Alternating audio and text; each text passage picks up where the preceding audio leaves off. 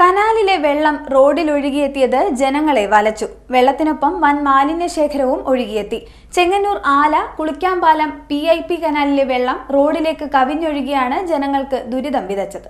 ചെങ്ങന്നൂർ ആല കുളിക്കാംപാലം PIP കനാലിലെ വെള്ളമാണ് റോഡിലേക്ക് കവിഞ്ഞൊഴുകിയത്. ഇതോടെ പ്രദേശം വെള്ളക്കെട്ടിലായി. സമീപത്തെ വീടുകളിലും കടകളിലും വെള്ളം കയറി. വെള്ളത്തോടൊപ്പം കനാലിൽ നിക്ഷേപിച്ച വൻ മാലിന്യവും ഒഴുകിയെത്തി. മാലിന്യം കുമിഞ്ഞുകൂടി ഒഴുക്ക് നിലച്ചതും വെള്ളം കരകവിഞ്ഞ് ഒഴുകാൻ കാരണമായി. കനാലിന്റെ ബലക്ഷയം ഉണ്ടാകുന്ന രീതിയിൽ ക്വിന്റൽ കണക്കിനാണ് മാലിന്യം വന്നിടിച്ചത്. പ്ലാസ്റ്റിക് ഉൾപ്പെടെ ചപ്പും ചവറും പാഴ്മരങ്ങളും വരെ ഇതിൽപ്പെടും. സമീപവാസികൾ അറിയിച്ചതനുസരിച്ച് ചെങ്ങന്നൂരിൽ നിന്നുമെത്തിയ fire and rescue team senior fire officer Manu V നായരുടെ നേതൃത്വത്തിലുള്ള സംഘമാണ് കനാലിലെ വൻ മാലിന്യം നീക്കി ജലനിരപ്പ് സാധാരണ നിലയിലാക്കിയത്. ഞാനൊരു 7:20 ഒരു സൗണ്ട് കേട്ടു, മഴ പെയ്യുന്നതായിട്ടൊരു സൗണ്ട് കേട്ടു.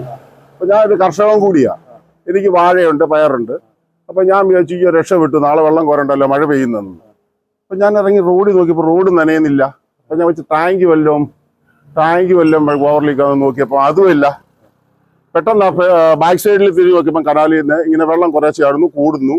ഒരു 10 മിനിറ്റ് നോക്കി നിൽക്കുമല്ലോ എന്ന് കണ്ട് അവസാനം നോക്കിയപ്പോൾ ഇല്ല, റോഡ് മുങ്ങുക. അപ്പോൾ പുറകിലത്തെ ഒരു വീടുണ്ട്, അതും മുങ്ങുന്നു. ഈ താഴ്ചയിലുള്ള വീടാണ്. അപ്പോൾ ഞാൻ എന്താ ചെയ്യേണ്ടത്? എൻ്റെ കയ്യിൽ വേറെ നമ്പരൊന്നും ഇല്ല, ഫയർഫോഴ്സിൻ്റെ നമ്പരാണ്.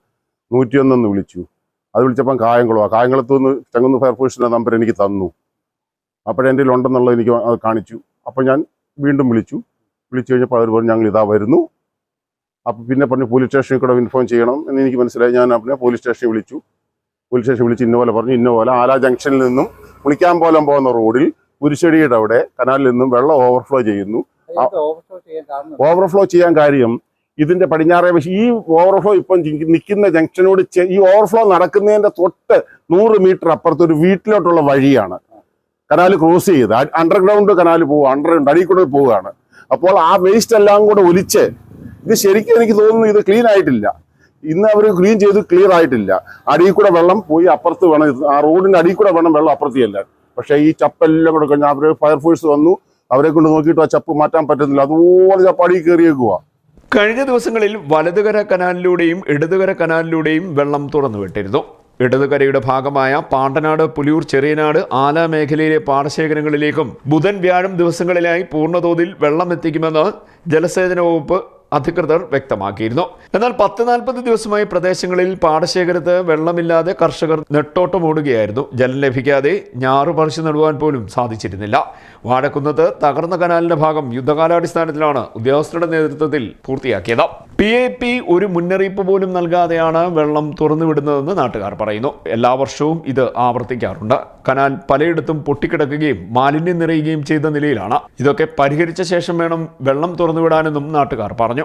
ഇവിടേക്ക് PIP എല്ലാ വർഷവും വെള്ളം അഴിച്ചുവിടുന്ന സമയത്ത് ഇത് വേണ്ടതും ക്ലീൻ ചെയ്യാതാണ് അഴിച്ചുവിടുന്നത്. എന്ന് വെച്ചാൽ പ്രത്യേകിച്ച് ക്ലീൻ ചെയ്യുക മാത്രമല്ല, ഇതിൻ്റെ അവിടെ ഇവിടെ എല്ലാം പൊട്ടിക്കിടപ്പുണ്ട്. ഈ പൊട്ടിക്കിടക്കുന്ന ഒന്നും അവർ കൃത്യമായിട്ട് മെയിൻറ്റെയിൻ ചെയ്യാറില്ല.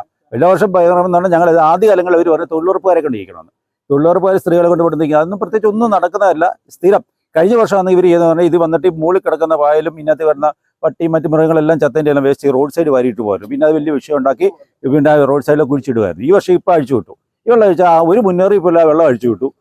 ഇന്ന് രാവിലെ പെണ്ണക്കരി ചെയ്തൊരു ബ്ലോക്കായി. ഇപ്പോൾ തന്നെ ഇവിടെ ആലയിലും ബ്ലോക്കായിരിക്കുകയാണ്. ഇവിടെ ശരിക്കും ആ ഇവിടുത്തെ സമയവാസികൾ വിളിച്ച് പറഞ്ഞോണ്ട് ഇല്ലെങ്കിൽ എന്ത് ചെയ്തേനെ ആ വീടുകളിലൊക്കെ വെള്ളം കണ്ട അതേ അവസ്ഥയിലായിരിക്കുകയാണ്. പെണ്ണക്കര കനാൽ ജംഗ്ഷനിലെ അതായത് ഈ അക്കുഡേറ്റിന്റെ സ്റ്റാർട്ടിങ് തുടങ്ങുന്നിടത്ത് വന്ന് സബ്ബായിട്ട് പലയിടത്തും തീരുന്നത് അവിടെ ഇതുപോലെ ഷട്ടറുണ്ട്.